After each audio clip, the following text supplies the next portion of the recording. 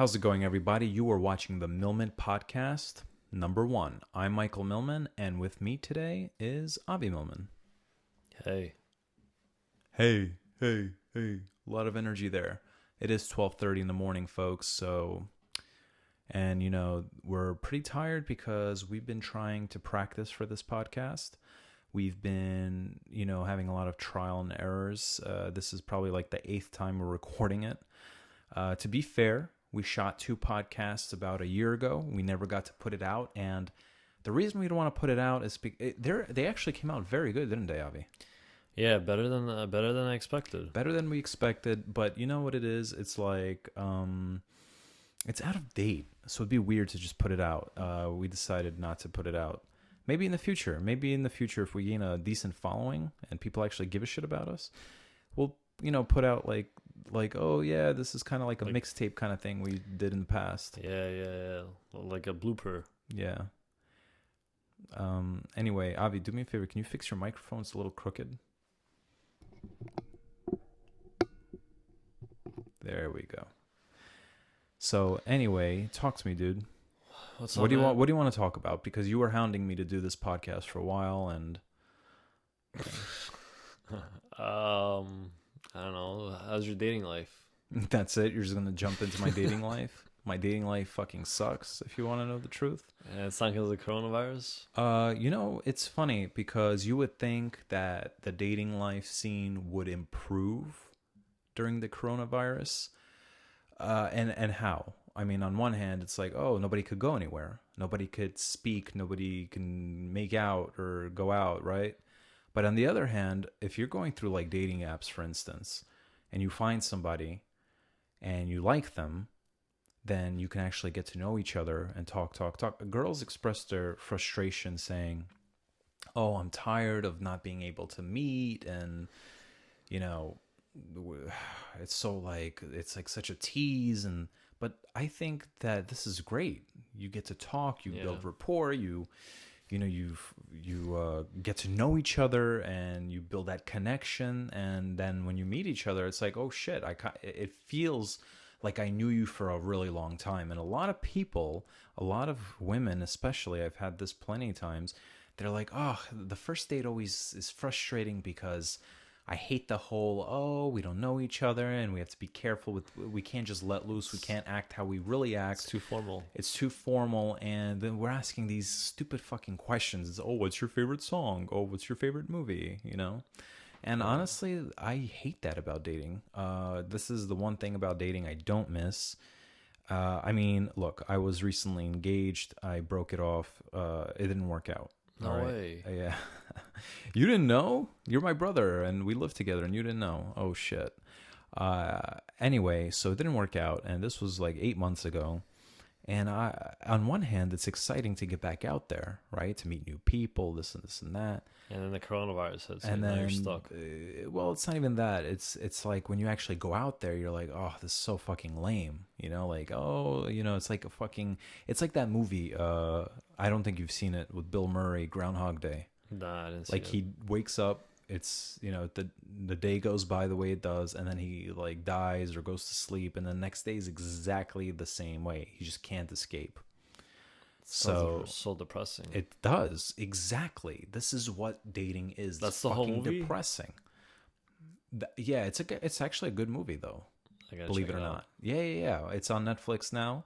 I put it on my queue that I want to watch it again, even though I've seen it a long time ago.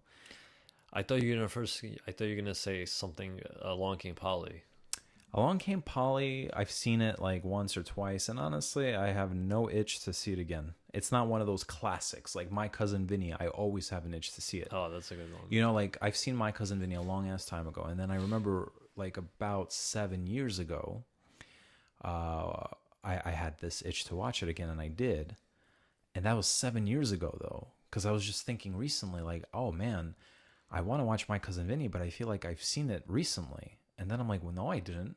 It was 7 years ago. And the reason I know this is because I've seen it with a girlfriend of mine who I was with. And I know for a fact I was with her 7 years ago. So that's how I remember. So but every 7 years you get an itch to watch every it? 7 years, I'm going to get this itch to watch My Cousin Vinny.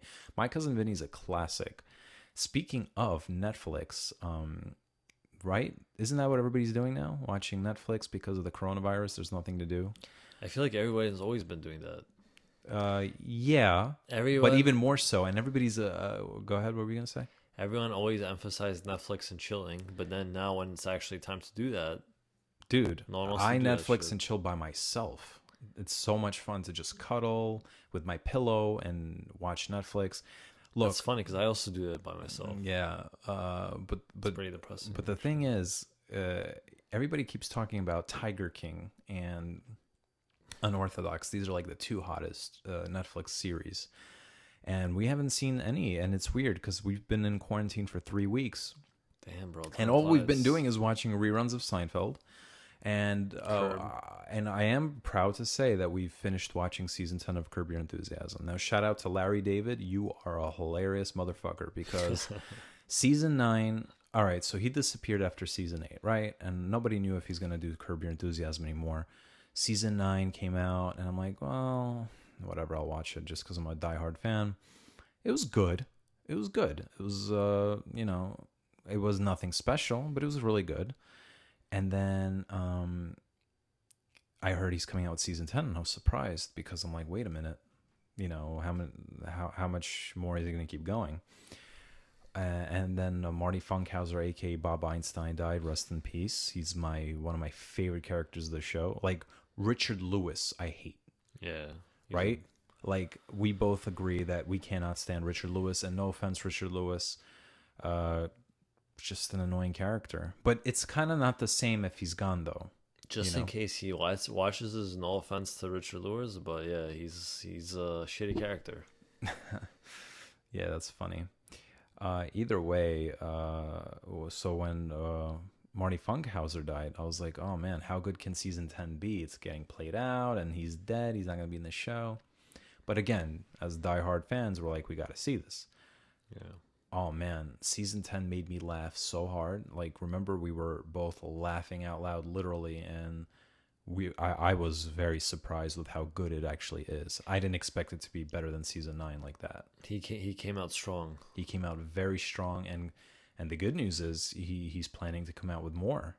So there's a rumor that he might want to make 3 more seasons, or he's going to just keep going inevitably until he's tired of it. Or until he dies, Or until he dies. He's like almost 80, and like why not? Is he almost 80 years old? I think he's in his 70s or like early 70s. No, hold on a second. Let me check. I'm gonna check my iPhone one sec. Oh no, I don't even have an iPhone anymore. I have a fucking Android now. That's how dope Apple is. Yeah, right. That I keep saying iPhone even though I don't have it. I think Apple is one of the best companies just because of the way they made you believe that their cameras are the best. You know what's crazy? They advertise their cameras, their phones as the camera to take like photography. How tall do you think Larry David is? 6'10". 6'10". I mean 5'10". 5'10". He's actually 5'11". And how old do you think he is? 68. 72. Damn. You were close. I should have said 70 because I said early You did. 70s. You did say early 70s. I thought he was in his late 60s, but either way. So yeah, the thing with Apple is, I had an iPhone 7, and I would every 2 years I would get like a pretty great deal on an upgrade, right? Ever since I had my first iPhone, which was the iPhone 5, and the iPhone 5 was like the best phone I've ever had in my life in comparison to all the phones in the past, right? It was just reliable and it was smooth, and I just loved it. I had an Android before that. It was a HTC Evo 4G, whatever. To those who know, they know. Either way, so the iPhone 5 was great. And sounds like a washing machine. It does. And then 2 years after the iPhone 5, I upgraded to the 6, and the 6 was okay, but then the 7 was really great again. And again, this is an every 2 year upgrade. And then when the iPhone, I think it was, hold on. Oh, there was an iPhone 7S, wasn't there? Yeah. So when the iPhone 8 and the X came out, I tried to get an upgrade. I didn't even care about the X. I was willing to get the 8. You know what? I think no. There was no 7S, now that I think about it. I There don't was know. It's all the same. there to was me. the iPhone 7, then there was the iPhone 8 plus the X, and then after that, my upgrade would have been the XS. Either way, they gave or the XR. The thing is, they really gave shitty deals on the phones. They didn't really give a good upgrade option. So I thought, you know what? Then I'm gonna wait until next year, and I'm just gonna hold on to my iPhone 7 for now. It still works great. I paid it off, so it was nice to have the phone bill a little lower. And then in the summer, 2 months before the new release of the iPhone, my iPhone 7 dies. And I go to the Apple store. They were being dicks about the situation. They didn't want to help me out. So I, out of spite, bought a fucking Galaxy S10. Damn, you really hurt their feelings. For doing that. You know, you make jokes, but when I called Apple, because what happened is my phone number was still associated with my iMessage. So people that had Apple, when they were texting me, I wasn't getting the texts, right? And I called Apple and to get help and say, how can I get rid of iMessage so people can text me and it'll be normal? And the guy's like, why'd you get rid of Apple? He was like shocked. And I'm like, well, because, you know, I told him why. Oh, okay. And then he just helped me out, and it felt like he was bummed out. You make jokes, but it's the truth. Remember that one time? Well, he should have gave you a good deal, or like, yo. If you It come wasn't him back- though. He was just the guy on the phone. I know, but I feel like they have extra capabilities of like doing extra shit. Right. Remember that time that you called Apple for some reason? It was like a surfer dude. Yeah, Kept that's. saying, yeah, man. It yeah, kind of pissed dude." me off, but because all right, if that's how he actually is, then that's fine. And chances are, I guess he probably could be like is. that because they're in San Fran and like hipsterville. But he sounded like he was an older dude, like in his 50s, right? And he spoke like, yeah, man, what up, dude? You know, and he was talking like that. And to me, I just felt like they were trying too hard to be cool and to connect with the consumer. That's the impression I got. But then when I think about it again, it's possibly he was just a hipster doofus He could have been like a 50-year-old living in hipster. San Fran. Yeah, absolutely. Like, he was probably a hipster doofus like Kramer from Seinfeld. Yeah, if you're a hipster doofus, like you're not gonna just stop being a hipster doofus because you turn 50. Yeah, Even absolutely. more, you become more of a hipster doofus. Yeah, exactly. People get worse with age, unfortunately. Yeah, especially hipsters. Yeah, and doofuses. yeah, absolutely. No offense. I'm not. Yeah, no offense. I'm not looking forward to seeing how fucked up I get when I get old. It'll be a pretty sight, I I'm know telling I'm you. gonna be a pain in the ass. I know I will be. Are you gonna be like one of those people that make your kids do shit for you? Abso-fucking-lutely. Why do people have kids? I thought Yeah. that was the reason why they have kids. That's how you get the return on your investment. Absolutely, man. You have kids because you need somebody to take care of you when you're old, and you want Even to if have you're company. well off, you still just want to be a pain in the ass on purpose. Pain in the ass on purpose. Absolutely. That's the fun part. And guess what? We all go through it with our parents, with our grandparents. We all go through that shit. So, you know, somebody has to do it for us, and then Right. somebody will do it for them. Are you gonna make them like come over your house and like make them change the clock on the wall? You know, you make jokes, but that's what our grandparents actually make me do. That's where I got it from. Yeah. So one time I'm at work and my grandpa just calls me, and I thought, oh, okay, he misses me. He's like, hey, listen, you know that it was daylight savings time. I'm like, yeah. He's like, so come over and change the time, all right? And we'll catch up. And I'm like, okay. Because, you know, I live in New Jersey and they live in Queens. And it was just a pain in the ass to schlep there and then to schlep home after, you know. Just Just to change fucking clock. That's crazy, man. Yeah. Did you at least do it? Yeah, of course, man. Well, one time I was trying to, I had to change the battery in their house for like the thermometer, and my grandma didn't trust me to do it. Yeah, old people are weird about their possessions, man. They act like their shit don't stink. And I remember one time they had a Wi-Fi problem, and my grandfather's like, "Don't touch. You don't know what you're doing." I'm like, "I fucking know what I'm It's doing. like, bro, I know what I'm doing a lot more than your ass." And he's like, "Oh, I'm gonna get a professional here." I'm like, "All right, man. You know what? That's better for me. I don't have to fucking deal Yeah. with this bullshit. You know." dealing with people's Wi-Fi's that are not in your own house, obviously, is the most pain in the ass thing. 'Cause like that should like, isn't there a code that's like always hidden? Yeah.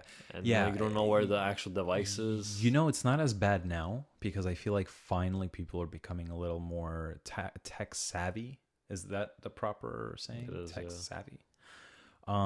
But back in the day, people used to call me all the fucking time. Hey, I have a problem with my computer. Oh, how do I do this? How do I do that? How do I do this? How do You I were do the that? first tech savvy guy in the family. Dude, and it's like so fucking easy. How do you think I learned? Basically, back in the day, we had a shitty computer that our parents paid $2,000 for. Now you can fucking get an amazing machine for $2,000. I mean, computers, you could get an amazing computer for less than $1,000 these days. It was a piece of shit. It didn't even have a 1 gig of storage Not a space. Mac. It wasn't a Mac. It was PC. It was Gateway 2000. And I just kept fucking with it. We had Windows That was a classic. 95 at one point after an upgrade. And I just kept fucking with it. I kept playing with the operating system and exploring and, you know, trial and error. And eventually you fucking learn. And, you know, even if you have a problem with something, you could always go on YouTube and check it out. YouTube will help you out. I learned how to fucking tie a tie on YouTube. I didn't know how to do it. You know, didn't you learn how to cook sesame chicken on YouTube? Yeah, well, I don't want anyone to know that, but yeah, I did. Why? Because you're afraid, like, you know, they're gonna have the same awesome ass recipe as you.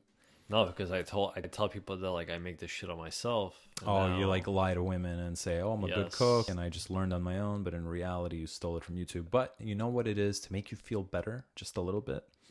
It's not about the ingredients; it's about the technique. It's about the passion. It's like saying it's not about the looks, it's about personality, or not the size, or something like that. Yeah. Shout out to our sister Karen.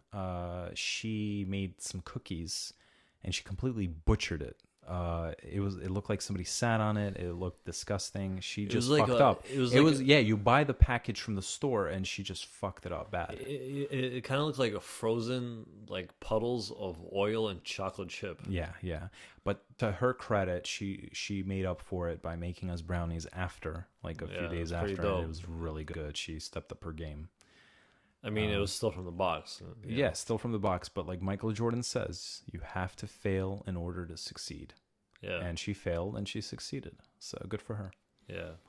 But that still doesn't make me better. Make me feel better though, Why? because you know now everybody could start doing that shit. Yeah. That is a good way to actually impress women by telling them you could cook. You don't have to actually cook, but you know, getting to that level, it could help.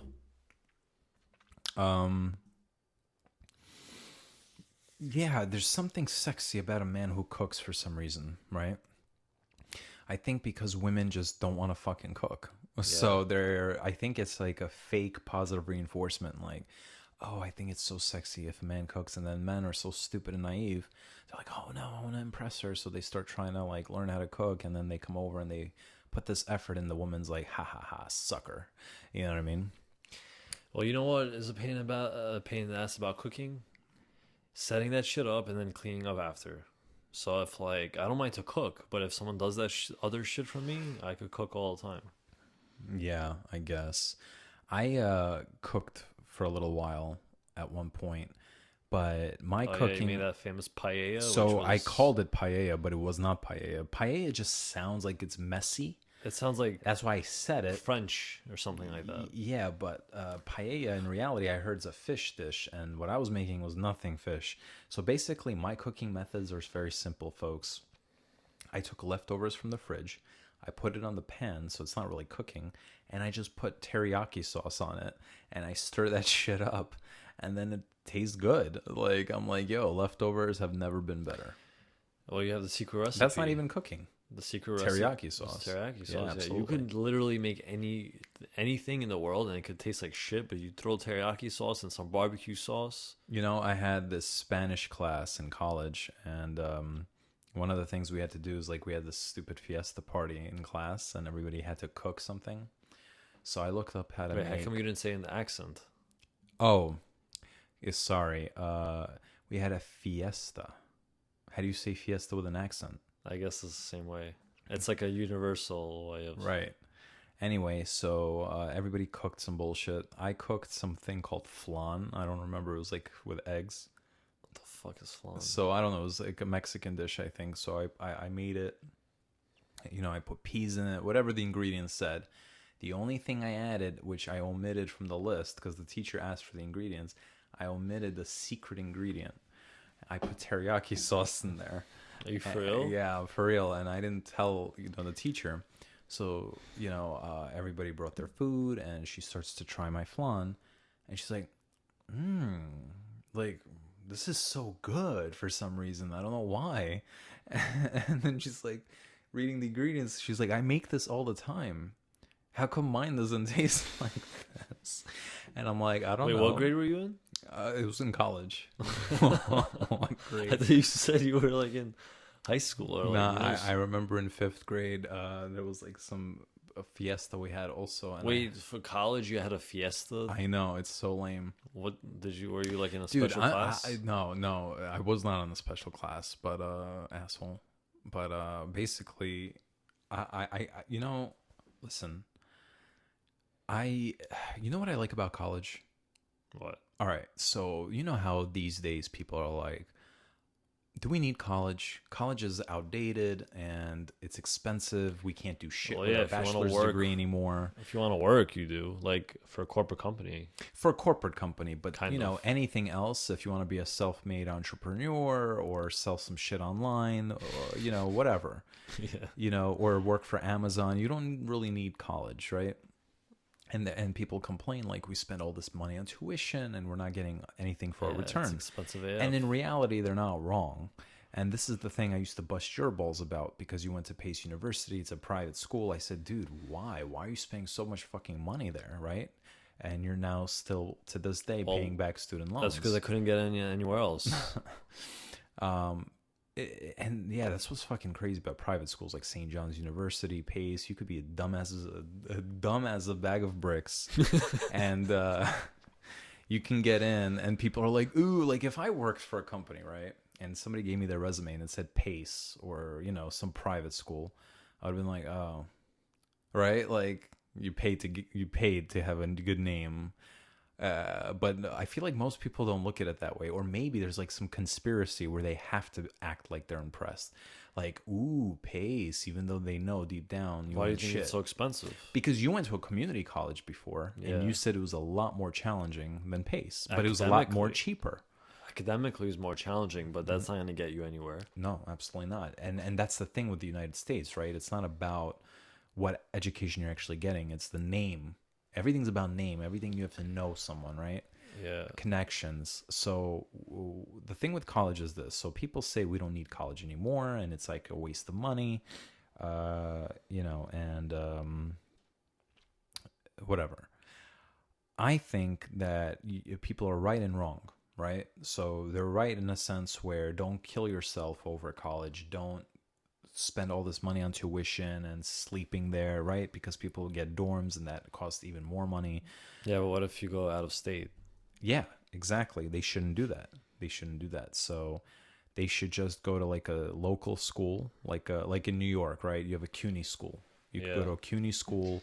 But most people go out of state too because they want to party and have that experience. Well, you know what? Then you want to pay. You want to play, then you got to pay, right? Well, they do. Their parents pay. Right. So so don't make excuses and don't cry that college is too expensive and it's a waste of money, because you want to go just to have that college experience and to party and all that shit, So I think, like, for instance, I don't know about other states, but in New York, you have a local city school, CUNY. It's cheap.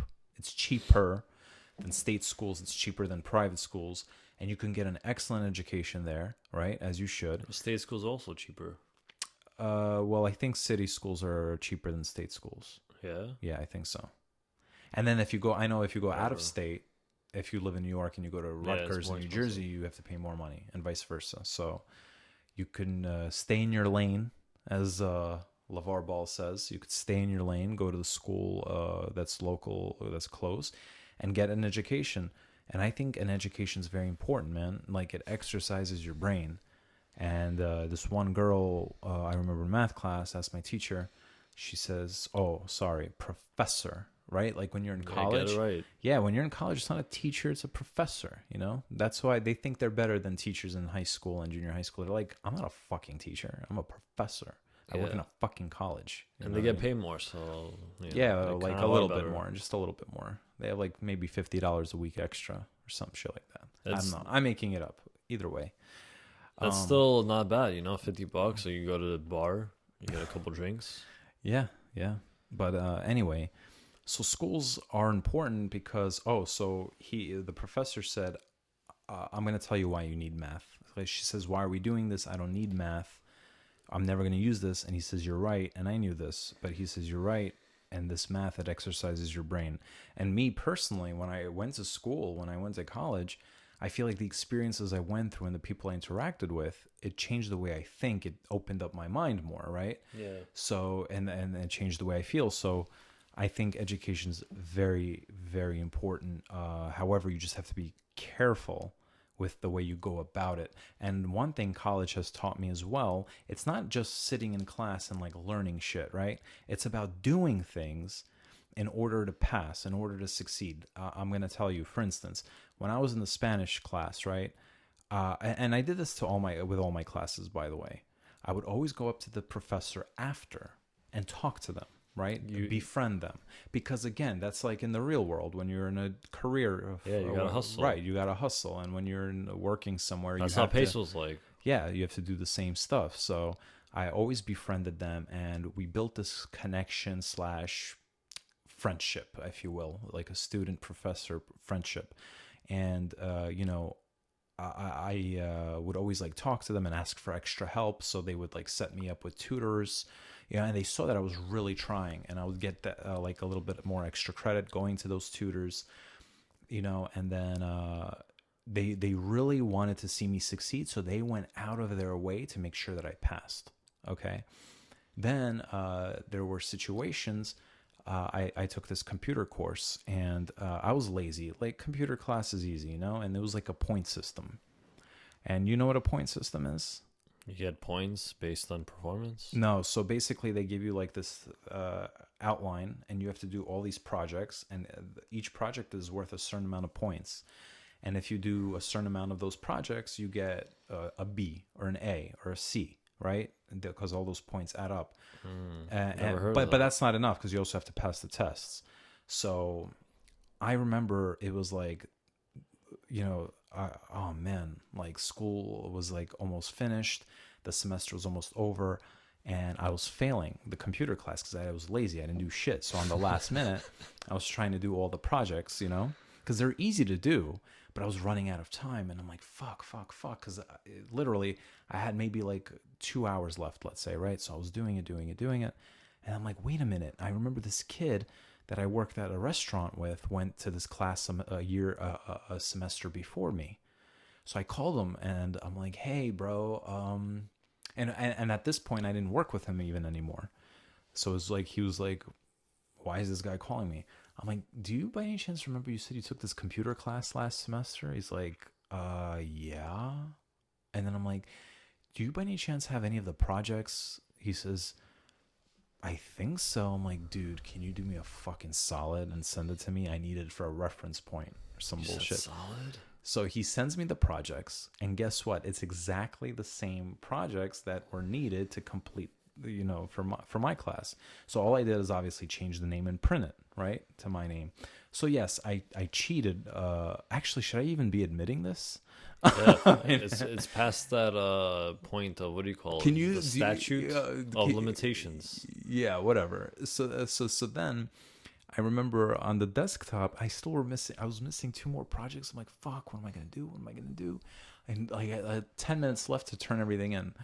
And then I see on the desktop of that computer, because this was in the computer lab, the last 2 projects that I needed were on the desktop. They were ready.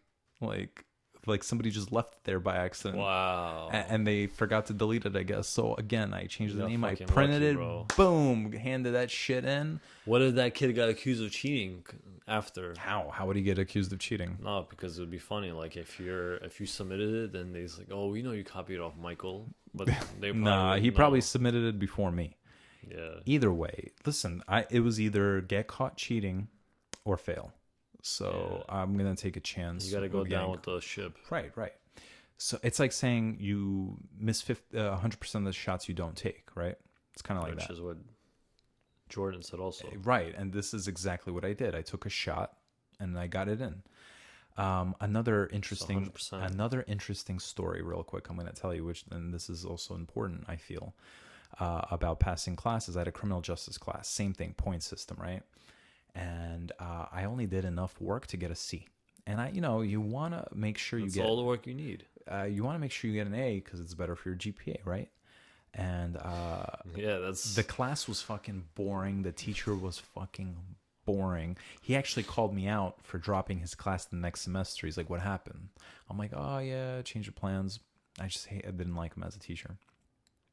Anyway, so the same thing happened, and one of the things I had to do, and again, I was running out of time. I had like 30 minutes left. One of the things I had to do is keep a journal from the beginning of the semester to the end of the semester, right? So a journal, a fucking journal, right? like documenting like your In my experience experience in class and how I feel or what I've learned, all that bullshit. So I wrote like 2 pages worth of journal, let's say. It's fucking weird. Yeah. I wrote 2 pages worth of, like, I wrote like maybe 4 journals and that took up like 2 pages, right? And then I'm thinking, yo, there's no way this motherfucker's gonna read my journal. Why the fuck would he? I wouldn't. Right? I wouldn't either. So I literally end up writing like, "Dear journal, blah, blah, blah." I literally wrote blah, blah, blah, blah, blah, blah, blah, blah, blah, blah. And then maybe like the last page I wrote like legitimate 2 journals. And then I handed that shit in. Yo, guess what? He took it and he accepted it and I got an A. Wow, I bet you like months later he ended up like accidentally like opening shit. He's like, motherfucker. Imagine. Wow. But I'm thinking, yo, I wouldn't read this like my fucking class students' bullshit journal. I would be bored. Why the fuck would I read that? So that is fucking dumb. and then basically the reason why I was sharing these experiences is because it's important. You learn skills, like you learn how to hustle in order to, it's not just about sitting there and studying. And traditionally you should do that. Traditionally you should sit down, you should study, you should pay attention. But the point that I'm trying to make is that sometimes you learn how to break the rules and take the back door, and these things help That's you what Pace told in the me. real world. What do you mean? They literally told you got to do that? No, but literally, first of all, I had this one professor. I forgot what class it was, but it was some sort of financial class, business, economics, or whatever type. And this guy was like, he actually worked, like in the financial field, like during the day, and he was just like an adjunct professor, I guess. So this was like extra pocket money for him. So he didn't really give a shit. And all he was telling us was like stories about experiences. Our final test, we had to do a research on a company, and like I guess recommend if to buy the stock or not. I don't know. I don't remember, some bullshit like that. Literally, it took me like, I did the day of on Yahoo Finance, like minimal effort. And then when I actually went up to present, he actually rushed me. He's like, all right, get to the point. And then he cut me off after, and he just like writes a grade on a postcard, and it was an A. So I got excited, but then everybody got a fucking A. Right. And I feel like that's how Pace was. But to your point, yeah, I went to Brookdale. It was very academically challenging. I learned some shit there. I have a professor that it was an English professor. I still remember him to this day. Like, very inspiring the way he taught. He was a little nuts. And then Pace was a whole different world. It was like, it was all about like how you're gonna make it. And when it came to like an accounting class, or I went to the tutor, and eventually I'm like, listen, if you just do this, I don't really have time. Is there anything I could like do? So that was like my first of like like a business deal. Yeah, it was a business deal, What do you mean, like what you can do, like a sexual favor, or like pay, or no? what? I mean, if it was a female, then why not? But it was a male, and the favor was monetary, so he accepted it. What, you paid him? Yeah. How much? It was like $25 to do my homework. The teacher took $25. No, he was a student. Oh, I was about to say, like a student that's tutor. fucking crazy. Yeah. And then, so, that worked out well. Then there's this other girl that I met in school from Pace. We also had poli-sci class. So it was a take-home test, meaning like you answer a bunch of questions, and then the professor will pick three random questions, and then since you're prepared for it, you should probably do okay. So what we did was we actually, no, I'm sorry, it was that, and she also did it for accounting, and she basically wrote it for me. I copy and pasted, and I got good grades with that. For accounting though, we basically took pictures of the test when we got them. We sent it to her. She did it. So the two tests we actually passed because she helped us, and then the third test it was fucking bombed and failed. Mm-hmm. And I don't know why she fucked us over. We paid on time and everything. And then there's just a bunch of stories like. But again, this is like the real world. It's like people screw you over on a daily basis, and like I have a friend who the way he was trying to I don't want to say like cheat, but he was fucking cheating. He had a book where he literally cut out the pages, and then he put his old ass iPhone, which back then was like iPhone 4, because it was like years ago, and he would so it's like it was an open book test, but he was actually getting answers. Like I was sending him answers because I had it before.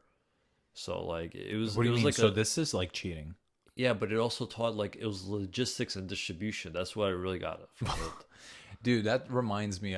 We have a buddy. I'm not going to mention his name, but I remember he was selling a little weed on the side, and I'm like, "Bro, you're selling weed?" He's like, "I'm not." Yeah, I know this buddy. Yeah. He's like, "I'm not a drug dealer." I'm like, "Since when are you? Did you become a drug dealer?" He's like, "I'm not a drug dealer. People just give me money, and I give them weed." I'm like, that's the definition of being a fucking drug dealer. What are you talking about? Yeah. So that's what it reminded me of, how you're like, oh, I didn't cheat, but I cheated. Yeah, it's like saying you're not an Uber driver, you're an Uber partner, but you're a fucking Uber driver. Right. No offense. No offense. To Uber drivers. I used to do that shit. Yeah, Avi used to do a little Uber back in the day. A little bit of Uber, a little bit of Lyft. I think that's the information you choose to omit when you talk to women, right? Yeah. Yeah. Well, now everybody knows if they're watching. Yeah. Sometimes, I was thinking about saying I worked for Uber, but I was like, nah, I don't want to be like a herb like that. I want to mention also what else I learned in school, in college. I had this theater class, and I had this fucking partner that I couldn't stand. And quite frankly, I think he couldn't stand me either, which is fair. We just didn't like each other. And, I did ask him for a solid, and he came through for me. So my professor made us watch a play. We had to go pay $40 to watch this play that my professor directed. And I was thinking, like, what a ploy just to get ticket sales. What a dick, right? So, what a bastard. So like, I didn't have time, or I forgot, whatever. And there was like only 2 showings or 3 showings, and I missed all of them. So I call my partner, my acting partner. I'm like, bro, can you do me a solid? He's like, what?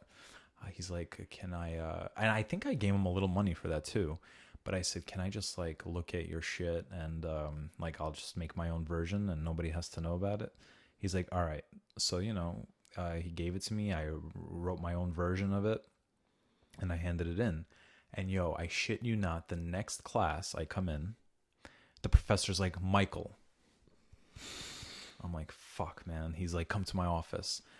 And then I go, and guess who's sitting at the office? My fucking acting partner. Wow. So I'm thinking, you fucking snitch. You fucking ratted me out. He didn't snitch on you. So check this out. And then, there's tension in the room and bad energy. And you played coy. I played coy. So my professor tells me, sit down. So I sit down. And he says, is there anything you want to tell me? And I'm like, what? Right? Because I'm thinking, like, what the fuck's the point of saying, yeah, my bad, I cheated on a test, or whatever, on an essay. And he says, I'm like, what? He says, you guys are not getting along and you're not, like, meeting up to, like, go over your lines and shit like that. I'm like, well, I thought we had a conversation. I'm surprised that, he had told you about it, but we'll I was just so relieved deep down that I didn't get caught for cheating on that essay, that I was like really like cool about getting snitched on. So like for something else. So I totally like became a lot nicer to my acting partner, and I really made an effort. So you see, I learned something, that day as well. So there's a lot of things you learn. Fundamentals. Is that a word I can use? Yeah. There's fundamentals, like, right? Right? I could use that word? I think you could use it, yeah. Okay. It's a good word to so use. there's some fundamentals that you learn. It's not just about sitting on your ass and paying attention. You learn, like, different shit, and these things come useful to you in the real world. Deny, lie, and cheat.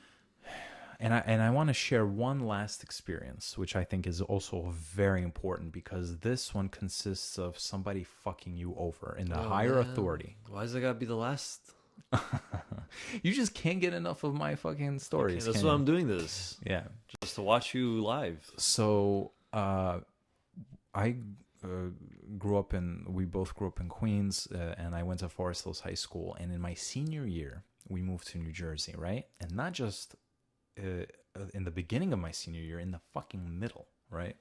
Oh, yeah. And my parents fucked me over. Check this out. They said they kept changing their minds because they had a problem with the closing or something. They're like, yeah, we're moving, and what you have to do is you have to drop out of school so you can go register into the new school. So I remember my guidance counselor made it. My guidance counselor and I had a deal. He's like, if you pass the Regents exam, the global history Regents, I'll give you the credit that you failed the class. So he gave me the credit. He gave me a couple more. He's really trying to help you out. He gave me a couple more gym credits, and then I dropped out. I dropped out in the end of November, and we were supposed to move in the early December to New Jersey. This was back in 2003. Next thing I know, I come home and my parents are like, oh yeah, we're not moving till next month. So I was a high school dropout for a month. You know what I mean? It was kind of weird. And then when we moved to Jersey, everybody thought you were probably such a badass at that time. I don't think so. I honestly, I was actually ashamed of being a high school dropout, if you want to know the truth. No, it's like you're not going to school, you're chilling. With chilling, I was working with the parents. I couldn't. They didn't let me stay home. No, it does kind of sound like shit now that I think about it. So anyway, like, not going to college is one thing, but dropping out of high school. Yeah. Anyway, so January we finally moved to Jersey, and I go to high school. I register over there, and now the conversion process it was actually very beneficial to me. From moving from people felt sorry for me, like, oh, that sucks, you have to go from New York to New Jersey, but in reality it was great because most of my credits didn't even count. In New York, it's a lot strict. There's a lot more requirement to graduate, so all those classes I had just turned into elective classes. And if there was like a requirement of 2 years of global history, in this school it was only 1 year of global history. You know what I'm saying? So no Regents exam. So basically I was gonna graduate on time. And the guidance counselor went over the point system with me, and he promised me that I'm going to get compensated for all these credits. So I'm doing what I have to do, and I'm passing all my classes. And, I can't cut school. This is a suburb. In New Jersey, we live in the suburbs. Yeah, it's very strict. I couldn't cut school like I did in Queens. It's like here you shove somebody, and you get suspended for a week. Yeah. It was like a different world, They had pep rallies and jocks. I was like, what the fuck? Like Saved by the Bell, like in reality, Yeah. In Queens, we didn't have any of that shit. There was no such thing as the most popular kid in school in Queens. There was no such thing as the nerds, You all thought that was just in a movie. Everybody was pretty much the same. But then when you come to Jersey, it's like that. I'm like, it's very like it's easy to tell. Okay, those are the popular kids and those are the nerds. Yeah, except in the movies, the jocks were actually like built, and in Jersey they were like scrawny. And I think it's because in the movies they pick like adults that are not really teenagers to play these kids. Either way, having said that, so I'm taking all my classes and I passed, and then in the last minute I failed this one class, right? I failed one class, so that means I had to go to summer. You were almost always there. Listen, so that means I had to go to summer school, right? And I'm like, fuck, I don't want to go to summer school. I'm going to graduate and that's it. And I'm going to have the summer off before college starts. So I go to my other guidance counselor. There was two guidance counselors. It was like my regular one and then the main one that promised me everything. So then I had my other guidance counselor, and I go over the list. I'm like, wait a minute, I never got compensated for this fucking. Obviously, I wasn't disrespectful about it. I said I never got compensated for this class. Damn, I would have been like. And he flipped this shit. He says, no, don't give me that bullshit. He says, you should have done better. You should have passed this class. Now you're going to go to summer school. Case closed. I don't want to talk about it anymore. And I'm like trying to argue, like, but he promised me that I'm going to get this credit. What do you mean? He's like, no. I'm like, fuck, that's bullshit. So the next 2 weeks before graduation, I spent time trying to find this guy and telling him that, I should. So I finally found him and I told him, you promised me. This guy's saying, So finally, we all three of us meet, and then he's like, Mike is right. I promised him, and he's graduating on time. He doesn't have to go to summer school. And the other guy goes like, fine. And I don't know what the fuck his problem was. Like, he was such a stickler. It didn't even make sense. The point he has pleasure of putting kids in summer school. The point is, the reason why I'm even mentioning this story, and I think it's important, and in a way, it has something to do with the real world as well, like what we spoke about at college, is that you can't let people push you around. And if something doesn't feel right, you got to do a lot of your own digging and research. And you can't just always trust people all the time. You know what I mean? True. I think a lot of people get burned in this world because they trust too much. And people say to me, "Oh, you're too paranoid." I'm glad I'm paranoid. It's not like I'm living in a cave. I still go out there into the real world, but I just watch my back. You have to watch your back. You can't just trust anybody. And people trust too much and they get burned and then they get upset. Where I messed up with school, with PACE in college, was mostly because of the financial aid and because I didn't do my own homework. And I was naive because I was a little dumbass kid back then. I got a bunch of like private loans. And I'm like, yeah, I could pay this off really quick, whatever. And they don't really like help you, they're kind of like, okay, here, this is what you do, sign up and whatever. And like, they don't give a shit. You can just tell by their face. And so that really set me back big time financially. And on top of that, I failed a couple classes, so then I had to retake them, and it's like another 5 Gs each. And that really fucked up big time. So to your earlier point, yeah, school is definitely something you gotta navigate carefully through. And like they should actually teach that shit in high school on how to financially navigate yourself through school, not like, shit that you might never actually learn. I don't think it's their place, and I don't think they want to. I think that I think it's up to the individual teacher to say, like, if I was a teacher in high school, I probably would have said that. But I don't think the school themselves would say anything because these state schools and, they all want to make money. So they would never promote. I don't know. I feel like, why would they? They wouldn't care, Hey, either way, they make money. People still go. What I wanted to say was, I'm going to tell you another quick situation. You probably forgot this because this happened so long ago. But again, this is important to know. And this is something I've learned in school. When I got my associate's degree in Brookdale, I was preparing to transfer to Rutgers University. Now, I got denied from Rutgers University. And my cousin gave me some advice. He says when he got placed on hold, he was going to St. John's University. He got placed on hold. He made an appointment and he spoke to someone on why. And he was like enthused and he wanted to show that he gave a shit. And he shows like, tell them you care and that you want to go to their school so badly. So I started doing research on Rutgers and, I said, I want to be like this guy and this guy, So I did all this research and I called and I made an appointment. So one thing that I did is I took a suit. I wore a suit and tie and everything like that. And you should have seen when I got into the room, the way they looked at me was very different than the way they were looking at all the other students, because all the other students were just like wearing a t-shirt, you know? They all look like bums. Yeah, they weren't even like sure who I was. I don't even think they thought I was like somebody who wanted to be a student. So they're like, "Oh, you're Michael? Oh, yeah, okay, come in." You know, and I think I even got to cut somebody in line. So I go in there, and you know, she's like, "So what's going on?" And I tell her, like, you know, I'm so disappointed that I got rejected, and I'm dying to go to this school. So tell me what I have to do to get in. Like, I'll do whatever it takes, you know. And I started like mentioning the history, but I don't think she cared about that. She's like, "All right, let me check. Blah blah blah blah blah. Hey, Mike, you know, we'd love to have you here. The problem is you're just missing a language class and this one advanced math class, and if you take those two classes, you know what I mean, we'll get you in."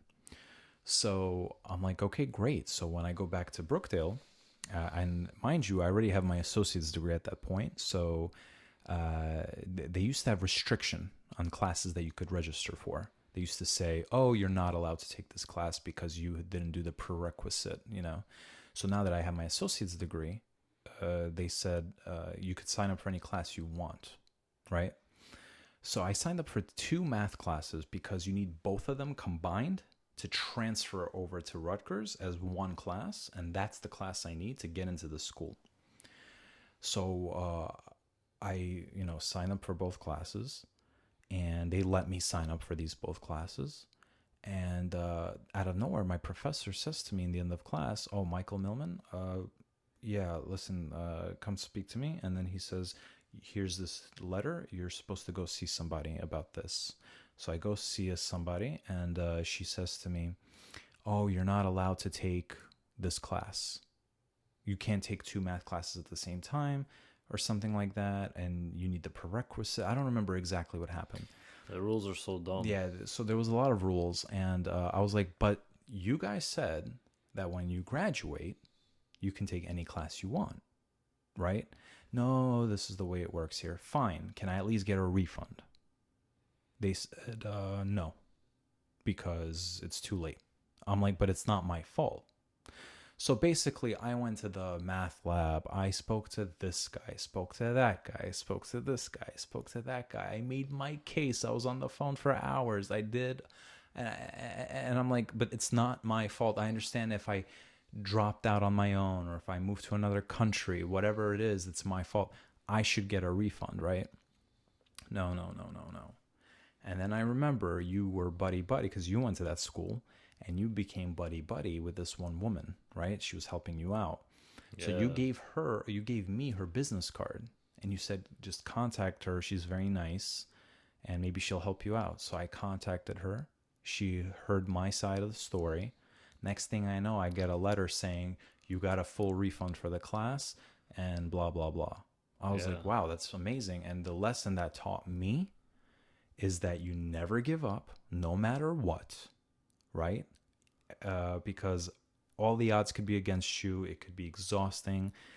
And also, it's good to know people. Like, I knew you, and you knew her. And because you hooked me up. And because of that, still waiting for that. I got a refund. So the point I'm trying to make is that's a very valuable lesson I've learned going to school. And that had nothing to do with actually sitting in class and paying attention. Yeah. You know, I had to, she asked me for a favor after that, and I had to, what was the favor? Pay it forward. What was the favor? Just just be happy that, you got the refund and I got your back. Okay. Whatever. But I think also, I'm not sure if it was the same lady. Maybe it was a different professor. I don't know. I think she was the director of, but basically I took a class and I was really focused. It was economics class, 4 days a week, 4 hours a day, 4 weeks, some shit like that. And it was only for 3 weeks actually. Sorry, so it was mad long, basically full time for 3 weeks, jam packed. I actually passed it. I did really well. I remember some stuff from it to this day. like just like one little part. And then I see, I'm like, oh shit, it doesn't count. It doesn't count as transferable credit. So I'm like, fuck, what am I gonna do? So I went up, I spoke to them, and I'm like, yeah, listen, blah blah blah blah. And so she actually changed it, because I told her that it was not clear when you sign up for the class, and they actually gave me full credit for it, and I think that they changed it on the actual website. So I felt that's a pretty good college accomplishment that I experienced once maybe, and that's it. That's really nice. Yeah, I felt good about it. I needed that self pat on the back. Why don't you go ahead and just literally do that? Pat myself on the back. Yeah. Oh, there we go. There we go. Very nice. Yeah. I've never done that before. I want to talk about real quick, because we were kind of on the subject about trusting people. Were we? Oh, yeah, before. And I think it's very important to talk about this because, I think when I first started experiencing people stabbing you in the back, really noticing. Like, for real? Metaphorically. No. And also not trusting people is when I was working at Fridays. I was like 19 at the time, and I was a waiter, and there was a co-waitress that we both had to take on a big party. And she, from the beginning, says, oh, no, I don't need your help. But the manager was, no, both of you should do it, So we're doing it. And then she's like, oh, I'll take care of this. Don't worry. Oh, I'll take care of that. Don't worry. But, I still did a lot of work. And next thing you know, she goes behind my back and she tells the manager, oh, yeah, Mike didn't help me. And the reason she said that is because she wanted the full tip, obviously. So I was like, no, that's not true. I completely helped, blah, blah, blah. What a bitch. Yeah, so the point is, yeah, big time, she was a bitch. But then we became cool later. But anyway, That always happens. Someone fucks you over and then they become cool with you. Yeah, but it's like, define cool. We're just like acquaintances. It's not like we became best friends, It's not like we were best friends after. But anyway, so there was this one time I was filming one of the first movie I've ever really took part in filming, Blind Thoughts. I remember back in 2008 or 7 we started. 2007 we started filming. We finished in 2008, and we were planning to do like a premiere. And this one actress said, hey, I know this place. We can go there, and I know the guy that's there, and he'll hook us up, with the venue. All right, great. So we go. It was a Times Square comedy club at the time. And there was a guy there, and we started talking, and he says, yeah, okay, October 27th, just show up. Okay, that's it? He's like, yeah, just show up. Don't worry about it. I got you. That sounds shady. It sounds very shady, right? So I'm thinking, like, I'm going to be embarrassed if, like, everybody shows up. Yo, imagine if that happened. And then they're like, what event? Wow. Because there's no paperwork. There's nothing, right? Yo, no one would trust you again. Right. Nobody would trust me again. So I go there during the week. And I'm like, I was just curious, like, hey, I'm just confirming my date, this and this and that. So, and I spoke to like one of the managers that works there. So he looks at the calendar and he says, nope, there's nothing here. I'm like, well, this guy said, oh, you mean that guy? Oh yeah, that guy, he's, he doesn't even really work here. He's like one of the, like a promoter here or something. He has no authority here. And I'm telling you right now, he says, if you show up here on October 27th, you're going to be very disappointed. So I'm like, what do I have to do to get a booking? So he says, what you need to do is you have to give me a deposit of like, I think it was $7,000, right? You have to give me a $7,000 deposit. That's a lot of bread. People show up and they have to order like 2 drinks. And if they get that minimum of 2 drinks, then I'll give you your $7,000 deposit back. Did you get it back? Listen, so I borrowed the money, and then these 2 other guys I was working with also got money together, and we paid, right? So we booked it. There was paperwork I signed. It was legit. It felt good. I had confirmation, right? October 27 comes, and we do the event, and it was great. The guy was more than happy because people didn't just get food; they got drinks. They got food also. It was a great premiere. The movie wasn't so great, but I felt like like a celebrity It's that the night. premiere that counts. It was the premiere that counts. Really, it was like a Cinderella story for that one night. So far, I was like a real celebrity. People were treating me like a celebrity. I thought you were gonna It say was you were a real fantastic. Cinderella. Yeah. Either way, the point is that I dodged a bullet there. Big time. And I Big can give you an endless amount of stories like this. Don't do that tonight, though. I'm not, but the point is that people are always trying to get you, and you just have to be careful and not be naive to fall for it. You know what? You mentioned that you were working in a restaurant, and I gotta say, that is the worst fucking job I ever had. I worked in a restaurant for like twice. One time was for literally one day, and the other time was like for a few days. And dude, I don't know how people do that shit. I cannot. That was the one time I quit, like, and I was happy that I fucking gave up on something. It was like the best time of my life when I Well, gave that's up. because you're lame, man. You gave up too I quick. know. I admit, I was a loser because I didn't know how to fucking carry that big ass tray. Well, to be fair, I never had to carry a big ass tray. I still had to carry a tray though. No, no. I also carried a small ass tray and I dropped it. With Well, drinks. don't feel bad. I dropped the tray with beer when I first started. Dude, you know how good There was a girl who dropped water on a baby, a fucking and baby? a fucking baby, and she didn't even get fired. She just got yelled at. Wow. So, I think I'd rather get fired than get yelled at. no, fuck that. I'd rather get yelled at and Because keep then the you job. feel like shit. So what? You're gonna feel like shit if you get fired anyway. Either way, you feel like shit. Look, most of the time. As a serving kid, all the jobs that I've had working at CVS, which doesn't count. I worked there for like 2 days. It was the worst job, actually. It was probably the worst job I've had at CVS. But I worked at Subway. I worked at Dunkin' Donuts, Haagen-Dazs, right? Blockbuster. Blockbuster was actually really cool. Blockbuster, You're like the goat of retail. I'm the goat of retail. But Blockbuster was really cool because I got to rent free movies, and it was like fun. But Fridays, when I worked as a waiter at Fridays, that was the best as a young person to be having a job like that because you make friends there. There's a lot of girls that work there. You go to like a house party after to one of the bartender. He throws a house party. Does he bartend there also? What do you mean? At the house party? Yeah, he does. Wow, so Yeah. he's working? That's like a real hero. Yeah, absolutely. I actually saw him at ShopRite the other day.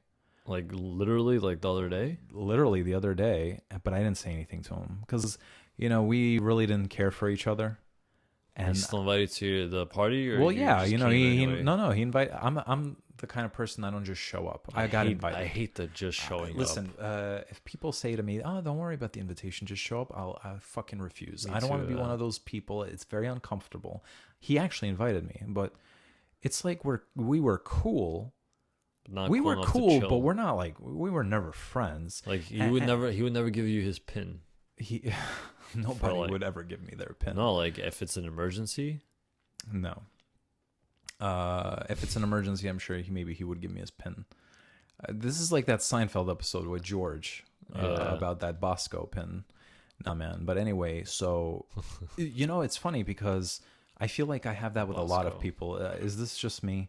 Where you don't see them for a while, you were never friends to begin with, so you just kind of like pretend you don't see each other because it's like, better that way. It's better that way. And you know what? When he saw me, we both had that look like we both know who we are, but we both don't feel like saying shit. So we both act like, and I feel like if somebody was there that we both knew, and we were both like a lot cooler with this person, and they're like, "Oh, don't you know that it's this guy or that guy?" Then I would have been like, "Oh shit, it is you! Oh my god, Yeah, I you didn't recognize." pretend, yeah. Like I'd pretend, Yeah. but in reality, How it's you like, been, man? what the You yeah, good? what the You fuck are you good? gonna say? How are you, man? How's everything? Like, why do you even care? Yeah. Because there's friends like that. Like there was a waiter that I was mad cool with, right? I used to like hang out with him all the time and smoke weed at his place. And I saw him years later, randomly.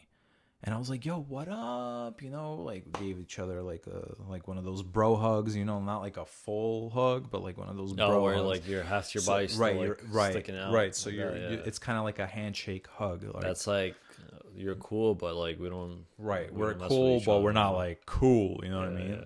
But I hear you, man. either way, it was like, oh, hey, what are you doing? Oh, I'm working here. How about you? What are you doing? Yeah, me too. And then you never see each other again. So even that fucking sucks. But, you know, it is what it is. It's just society. It's shit you got to do, you know? It's shit you got to do. But I guess it's nice to say hello to people you give a shit about. Kind of. I don't know. It's like cleaning your car. Like eventually you have to clean your car, and no one wants to clean their car, you know? Like the question I ask myself is, if I saw an ex-girlfriend from the past, would I ever want to say anything to them? Like, what's the point? Depends on how, you know, the relationship ended. If it was like a mutual... Well, I don't think any of my relationships ended well. Okay, I can't sit there and say they all end, because otherwise I would be with them, right? But I think... Not necessarily. No, I think I'd be with them. Otherwise, the relationship ended really poorly, in my experience.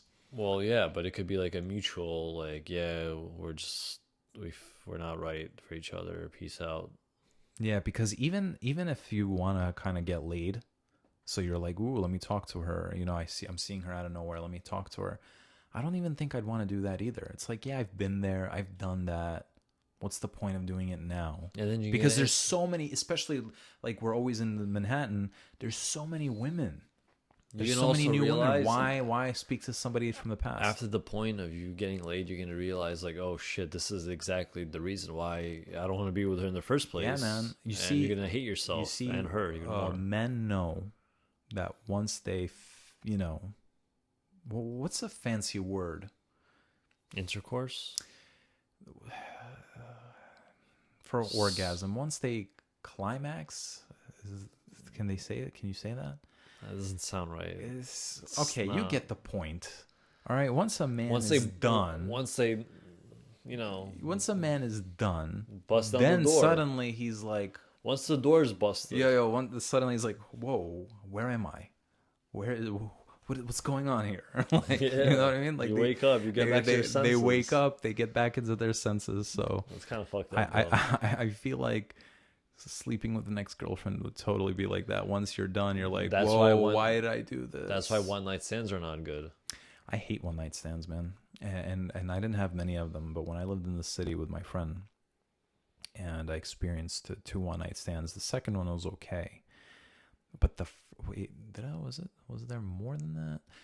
I only remember two, honestly, so that's probably all I had. And then the first one, it was just a really bad experience. And honestly, me personally, I'm not a fan because I feel like I really need to connect with the person, you know, not to sound like a female, but me personally, I enjoy sex more if I connect with the person. Otherwise, if it's just like, oh, hey, I don't even know who you are, let's do this thing. It's so weird, like like, you know, you're a stranger, you don't know what they've been up to and who they've been with before, and it's just weird. I mean, technically you could say that about your girlfriends too, but you know, you just know them on a better level. That's true. They can have double lives. And you see, this is just like that movie, Don John. Did you ever see Don John? Yeah, when he's like addicted to porn.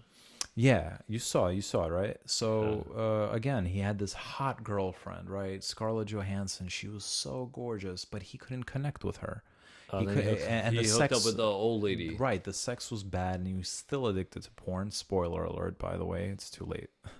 But anyway, so then he hooked up with Julianne Moore, a middle-aged Julianne Moore. Now, granted, she still looks good, but she doesn't look as good as she did when she was younger, and she's definitely much older than him. Right, and she's much older than him, and she definitely doesn't look better than Scarlett Johansson. No but way. He connected with her, and he enjoyed the sex with her a lot more, and that is so. You know, yeah, Julianne Moore is attractive, so, you know, you still need to be attracted to the person, but that connection is everything. He hated the sex life he had with Scarlett Johansson in the movie, so that's something to know. Well, listen, you could have a hot girl and have the worst sex. That's what I just said. That's exactly what I was just saying. Yeah, exactly. So you're right. You know, and or you know, or guys go after women who, you know, have the perfect bodies, and that doesn't necessarily equate to you having the best physical experience with them either. Yeah. So because people look different also when they take off their clothes. Yeah. So, you know, my future wife never has to worry about me cheating on her for two reasons. Number one, I really need to connect with someone sexually. You could still do it like on the train What? or the bus. What? Connect with someone sexually. You're right. Maybe. Now your future wife is like, he's got a point. Shit. But I was also thinking I'm a germaphobe. So I feel like I can't just sleep around. You know what I mean? Yeah, like I'm yeah, afraid to catch some shit. You know what I mean? Because I remember I was in health class in 10th grade. And I'll never forget how the fucking teacher told us, you have to wear a condom during sex because this one guy, he had sex with all these different kinds of women. And the one time he didn't wear a condom, he got AIDS. And I don't think she'd make that up. I really don't think she'd make that up. That's worse than getting pregnant. Absolutely worse than that. I was never worried about getting a girl pregnant because I figured it's much better to get a girl pregnant than to get an STD. I'm more worried about that than STDs. No. Are you fucking crazy? The STDs chances are of disgusting. Obviously. And, shit. and a lot of them can be fatal, bro. What are you talking about? Fatal? Yeah. You know that even like syphilis, even though you can cure it because, with antibiotics, if you don't take care of it on time or properly, it's fatal. No, syphilis can't be cured. Yes, it can. It could go away, but it's always in the blood. No. Syphilis is... No, maybe that's herpes then. Herpes Should we be talking cured. about this? But I think that there's a higher chance of you getting someone pregnant than STD. I mean, it depends on what kind of woman you're going with. What the fuck are you talking about, bro? What do you mean? I think you can catch an STD. What do you mean? So you just said you can get a girl pregnant. There's a higher risk of that than getting an STD? Yeah. I don't think so. Granted that you go for certain... I think it's pretty fucking even. If anything, I think it's easier to get an STD than to get a girl pregnant. Abso-fucking-lutely. It depends on what type of people you're with. Yeah, I guess. Should we be talking about this? I don't think so. I don't think we should be talking about this. So what the fuck do you want to talk about, man? Bro, there's a lot of shit to talk about. That's why we're doing a fucking podcast. But I feel like there's less to talk about now that we've been quarantined for 3 weeks? Well, we could talk about the coronavirus. Why'd you say it like that? Because everybody's talking about the coronavirus. First of all, what I want to say about the coronavirus... So you're going to continue with the coronavirus talk? Do you want me to continue about that? I didn't give you the consent. I need your fucking consent to talk about I'm just a second-class citizen. Hey, how do you feel about TikTok, man? Because TikTok is like... I think that shit blew up. That shit did blow up. Since the quarantine. I wish I could actually make TikTok videos that are cool, but I can't. I fucking Me neither. suck at it. Me neither. I have no talent in making TikTok videos. I make videos for YouTube, and the same videos go on Instagram and Facebook. And I love making content. I love because You're just not a TikToker. Yeah, I'm not a TikToker. I mean, I am a TikToker, but right now I do video blogs. I do sketch comedy, and I like indie films. Right? I love doing that. I love it. TikTok, I don't think I have the talent or the patience to create TikToker-esque videos because these people that are doing this, they're very talented. They have a lot of talent. I feel like they're all the same though. But what I do is a dance or you do a voice. Yeah, but I don't have the patience to do that. I do take my videos from YouTube though, and I put it in TikTok. But it's not the same. People do that, but it's not the same. Being a TikToker, it's a technique, and it takes a great deal of talent to do that. So all kudos and props to the people that are doing that. All of a sudden, there's a lot of talented people. Yeah, and TikTok is actually like a new and improved Vine, because I think Vine was garbage compared to TikTok. Yeah, I wonder what is a lot hotter. Why did Vine fall off? And maybe it was just ahead of its time. Maybe it was ahead of its time, but it was also too simple, and it was owned by Twitter, and Twitter is also not successful. I mean, it's ironic because I heard they're not doing well. But Twitter's the biggest thing because Donald Trump uses Twitter. All the celebrities in the world use Twitter, and that's how they communicate with us, actually. Yeah. They tweet shit. I feel like Twitter for ordinary folk like us is garbage. Well, it's one-dimensional. All you could do is literally just All you could do is fucking tweet, yeah. And I think it was very simple, and Vine was very simple. They weren't innovative. It was a 15-second video. That's it. TikTok is cool, it's sexy, it's hip. They use these cool prism colors, You know, it's just like the whole outline is like you're excited to be there. Yeah. You know what I mean? It's hard to explain. And but also props to TikTok that to prove that they're always trying to be better is their name used to be Musically, which is like, what the fuck is this? That's how all his music shit started. Yeah, but where do they come up with TikTok from? Like, but TikTok is genius because it's like such a simple ass name, and people are like, oh, are you on TikTok? TikTok, Musically, TikTok, you know. TikTok. But how do you think they came up with that? You think like some guy was just taking a dump and he's like, I got it. That happens. Probably. You come up with good ideas. So not that I know. I remember I I'm joke. assuming. I love to joke around about different ideas, and one of the ideas I joked around about was like creating like a coffee shop and giving it one of those Alpha King, like not Alpha. That's a dumb not idea, Alpha bro. King. That was a stupid name. There was a cool name that I thought of. I completely forgot what it was, and I remember I said we should make it a coffee shop, or we should make it an app, and you were like, really? And I'm like, yeah, because the name, it's all about the name, you know. Was it like where you go and eat and all the food comes to you? No, man, don't talk about that shit. Don't talk about that idea, because that's like, even though I was fucking around, now that I think about it, it's not a bad idea. Yeah, it's called Seamless. Shut up, man. Don't talk about that idea. I don't need the whole world knowing that fucking idea. What, Seamless? All right, you know what? I'm going to just fucking say Bro, it. what are you talking about? It's It's a fucking delivery app. It's not a delivery app. It's not. So basically, the concept of my idea is very simple. Should I say it? Don't say that. No, I shouldn't say it. Say it in the next one so people actually, and you'll see how many people actually want to give a shit if they watch another. Nobody gives a shit, but Alright, so then don't they say might it. steal the idea. Bro, honestly, no one's gonna steal the idea, but you shouldn't say it anyway, because you know what? You shouldn't say it. I won't say it. But you know what they should have? They should have Instagram should allow you to write messages, like, you know, like Facebook status type things, but instead of like, no one writes Facebook statuses anymore. You know, it's just not. So it's funny you mentioned that, there's no place for it. I feel like even though Facebook is a juggernaut, Facebook is the most popular, but at the same time, not the most popular app anymore. It's weird because Facebook, first of all, is integrated into everything. I like IMDb, for instance, right? I don't even have an IMDb account. I just logged in with Facebook. There's a lot of accounts you just log in with Facebook. Yeah, because they could take your data. That's why they do that. Right, and it's amazing. You download a dating app. You could just import your settings and pictures through Facebook, and it's fast, right? Because then those apps, they take all your data, and they have a lot of fucking data. Right. Facebook basically sells them your data, I think. Right. So Facebook used to be fun when it first came out because it was more like MySpace. I would go on people's walls and say, hey, it was cool seeing you last week. We should chill again soon.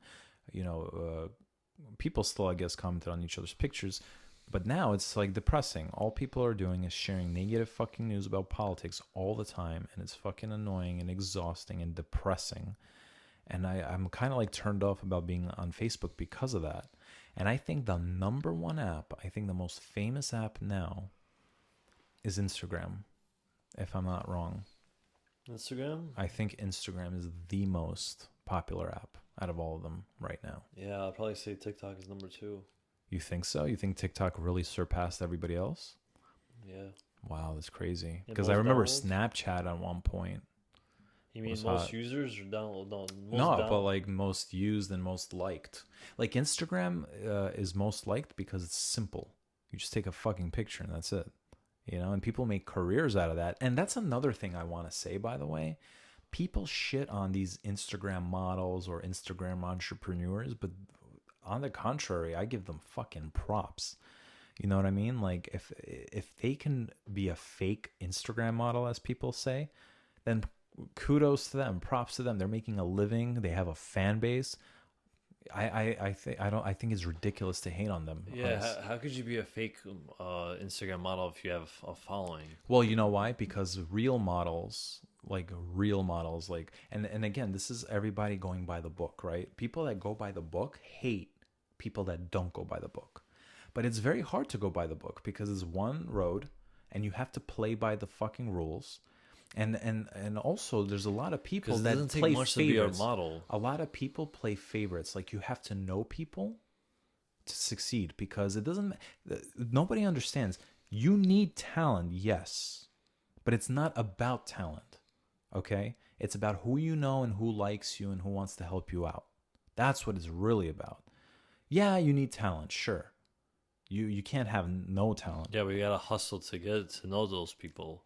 Yeah, You it's can't all just sit about. on your ass and someone will give you a But call that's the and help thing. you That's out. why. That's why, like, the back door and the internet is the most powerful tool right now to have a back door.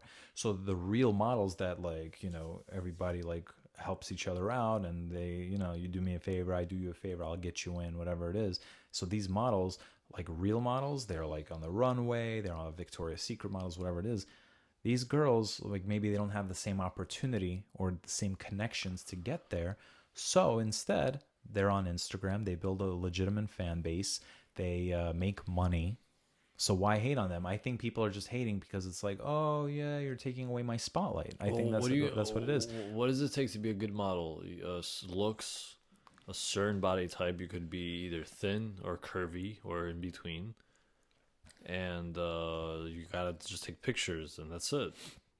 That's all it takes. This reminds me of Better Call Saul. Spoiler alert. Spoiler alert.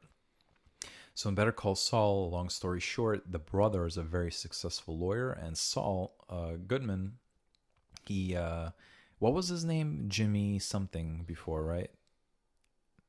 I don't know.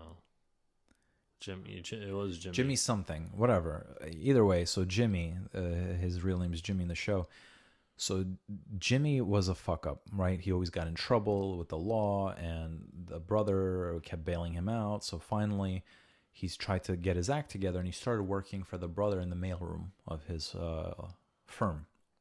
And Jimmy took some bullshit online course. I don't even think he took a online course. I think he just took the LSATs or something like that online, because he kind of studied for it. He just maybe had natural talent. He got a good score, and yada yada yada. He became a lawyer, right? But his brother was hating on him because he's like, hey, I went to law school, and I went by the book, and I had to kiss ass and whatever. And you just come along and and people hate when you steal their thunder like that. You know what I'm saying? So yeah, that's true. I think that there's people that hate YouTube creators as well, because they're stealing like the spotlight away from them, like on Netflix or in movie theaters. Now more people are watching YouTube and social media and TikTok and stuff like that. Yeah, but I think that's different though. Maybe it's a little different. But models definitely get hated on Instagram, and I think there's nothing wrong with being an Instagram model. Well, you know what? I actually give Kim Kardashian props. I'm not gonna lie. Her and all her sisters. Well, most of the sisters, but yes and no, because of the way it happened. Yeah, the way it happened, but then they definitely had a lot of fire and carried it to new heights. I give them props because they're still relevant, and I'm shocked. I thought by now that fire would burn out, but fuck. It just keeps on fucking burning. These Kardashians, they know exactly. Well, same thing with Facebook. People probably thought it was going to die out, and then it's still going strong. Yeah, you just have to be, innovative, But, what really pisses me off, though, is people say, like, with this tough economy and with machines taking over a lot of jobs, right? And it's not the way it used to be. What pisses me off is, like, people have a problem with you and they say, oh, stop being lazy and find a way to make money. But then when you have, like, entrepreneurs, independent entrepreneurs, like Instagram models or whatever, people shit on them. Oh, you're just an Instagram model. Yeah, so people are making a lot more money these days because there's more opportunity, I think, than ever. Yeah. Vitaly, the prankster on YouTube, I remember one time he was saying how this girl he was seeing, her family looked down on him because he was some shitty. The way they thought it was he's some shitty YouTube content creator, and he's like, do you even realize that I make more money than your family combined? So I don't know what it is. I think people just are old fashioned, and this is like, what the fuck is this to them? Or or maybe they're just straight up hating. No, but some people also just don't respect some careers, like obviously an adult film actress, aka porn star, she could make a lot of money too, or he, and not everybody will respect that.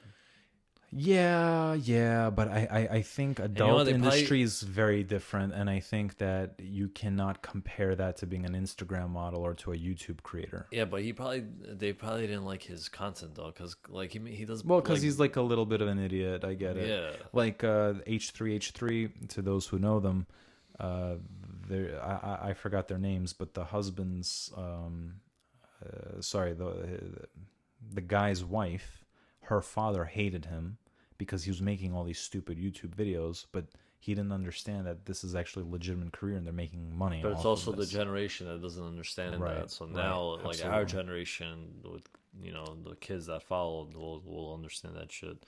But you know what's really funny though? Long Beach Griffey. I love Long Beach Griffey. Shout out to Long Beach Griffey. You are fucking hilarious. And right now, you're probably our favorite YouTuber at this moment in time. Yeah. You know? Why do you talk to them when you shout them out? Why? What do you mean? Shout out. Like giving you props. What's wrong with that? No, but like saying like you are the best. You are the best. Yes. What? He is the best. Yeah. But I think when you do a shout out, you're kind of like directly talking to them. But don't you? I think you can only do shout outs like if you actually know the person. Like on Hot 97 or the Breakfast Club, like they'll shout out. Your hand is blocking your face. Oh, my bad. Oh, for a long time, actually. Oh, now you tell me? Whatever, it's all good. People saw this part of my face. You can always use the other hand to go up like that. You know what? I only do that on my right hand for some reason. But anyway, there's rules to shouting out people. Because then you want the people to hear. So it's like, I don't know what the fuck you're talking about. Honestly. if you just think about it, just take a day to think about it and you'll know. But you're right though, Long Beach Griffey is So you're trying to say that they're not going to watch this and that there's no point of shouting them out? No, there is a point, but when you're shouting out, you got to say they are the They? best. Yeah. They are the best. He is the best or whatever. Yeah, but think about it this way. If he's watching it, eventually, maybe, and he hears, or somebody he knows who's watching it, and they're like, yo, he's shouting you out. That's like, I think it's more personable. Like, yo, you are the best. And it's like, it is possible that the first few people that actually watch this, and he could be one of them. He is human, he goes on YouTube. But that's not the point. What's the fucking difference if I say, yo, you are the best, or yo, Long Beach Griffey? I think once you say I'm shouting them out, I'm shouting you out, right? Like I'm calling you out, right? That means I'm talking to them directly. Well, it's kind of like you're talking to a friend, let's say, right? And not like off podcast. Let's say you're talking. If I just said, yo, Long Beach Griffey's amazing, I love him, then that's fine. But if I'm saying, yo, Long Beach Griffey, I'm shouting you out, you are the best. That makes more sense. That's like saying, hey, Avi, can he pass the butter? But that doesn't make any sense. Why would I be talking to you in the third person? Yeah. So because I'm shouting him out, I'm talking to him directly. So for me to say, yo, shout out to Long Beach Griffey, he is the best, is just not as awesome as saying, yo, shout out to Long Beach Griffey, you are the best. You are right. Wow. That is a great analysis. My bad. Okay.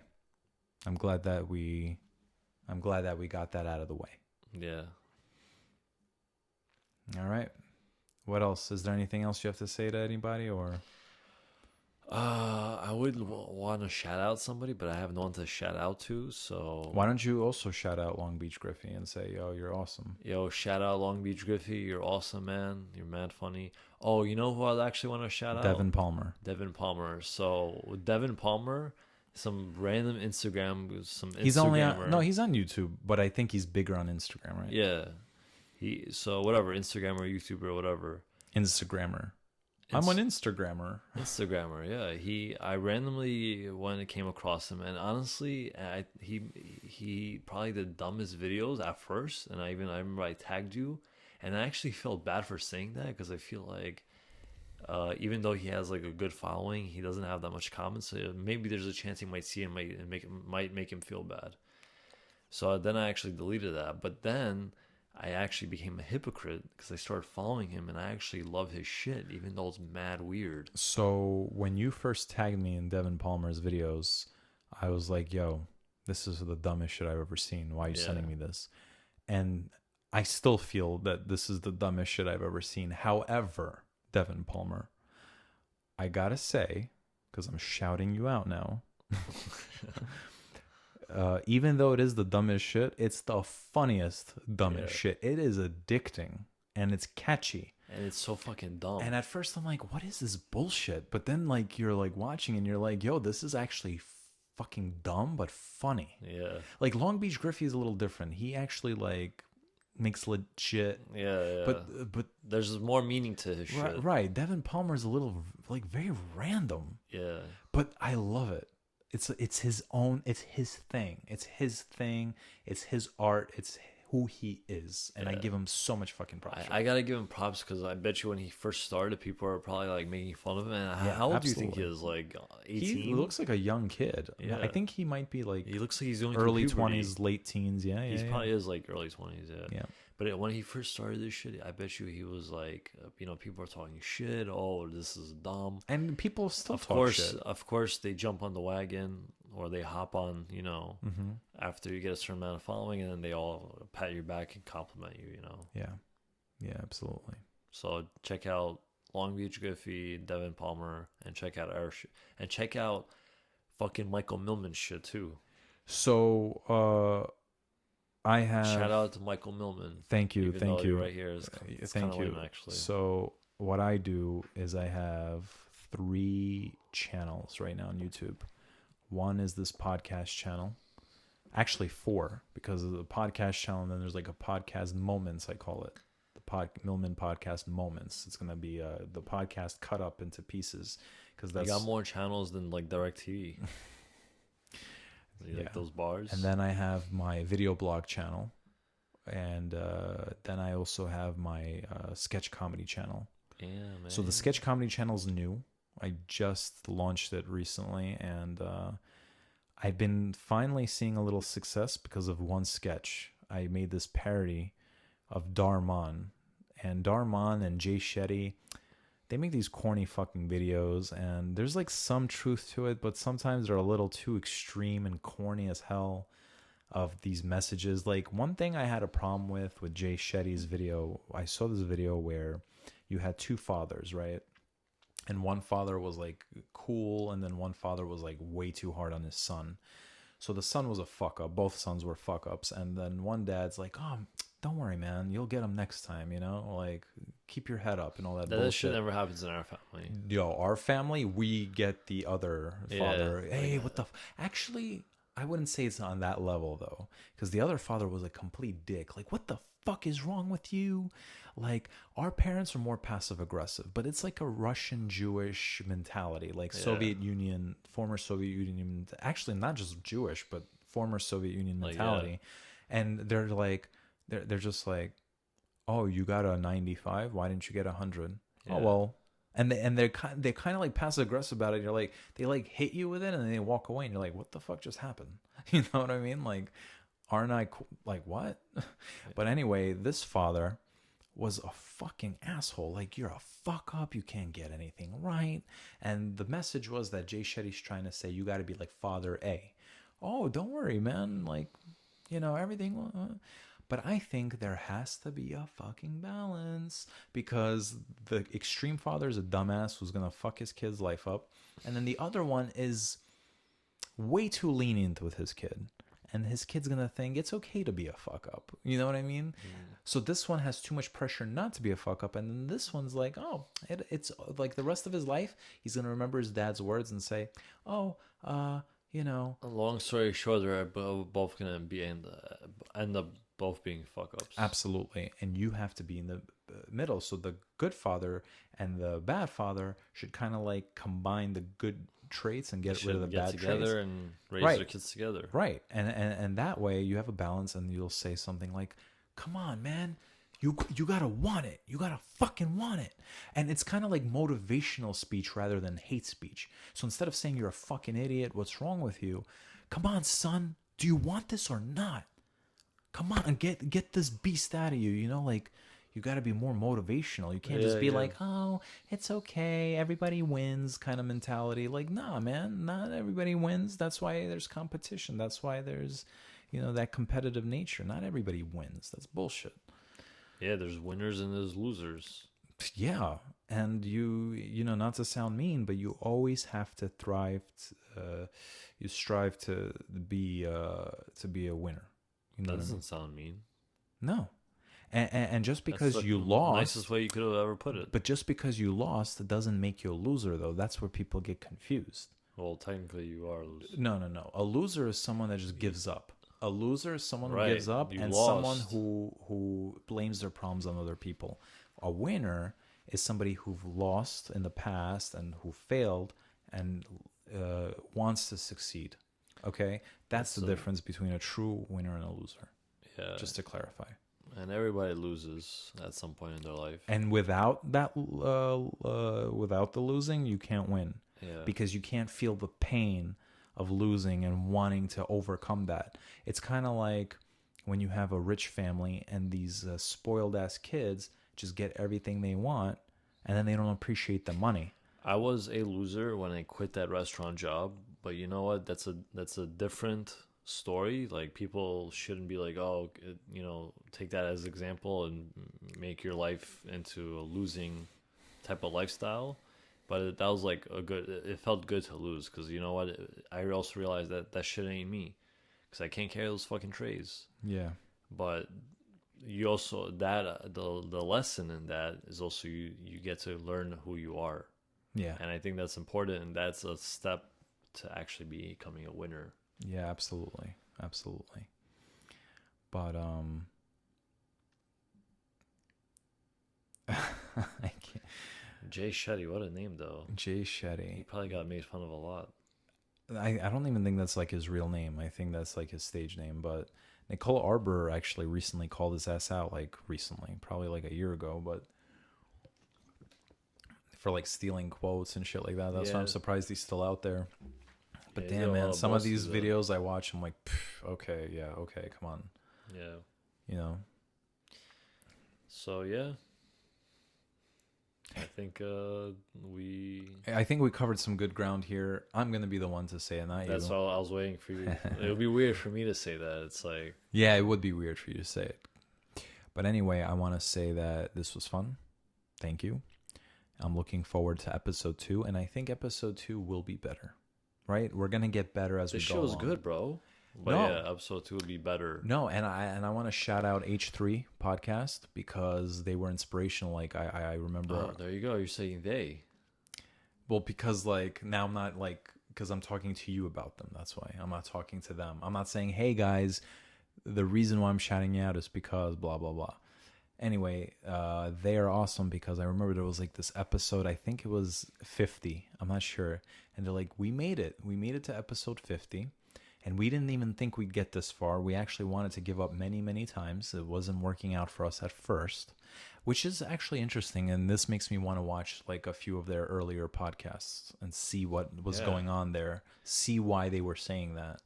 But so shout out to them for that. I mean, listen, when you first start everything, I mean, with most things, it's going to come out to be not as good. Yeah, and this is another conversation I would love to have maybe in the second episode, because if we start talking about this, bro, I promise you we're going to speak another hour. And this is what podcasting is, though. Like, the podcast can last an hour, it could last 3 hours, right? How long do you think the longest podcast was? I don't know, but I know when I looked at Joe Rogan's stuff, he had a podcast for an hour and a half. One was like for 3 hours, I think. So it could be like that. Me personally, first of all, it's late as hell. It's like 2:19 in the morning. We have a fucking big day tomorrow, or later today, I should say. And like my voice box, dude. No Yeah, matter how bro. much water Let's I'm wrap drinking, this shit up. we're gonna wrap this up. Hold on.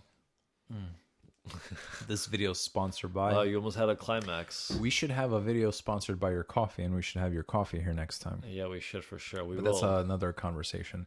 Either way, Some guys. kind of coffee. Shout out to some kind of coffee. Shout out to some kind of coffee. Avi, look No, at the I'm shouting camera and out say myself. bye. You're. Yeah, that was nice. All right, and we are out of here. See you later, folks.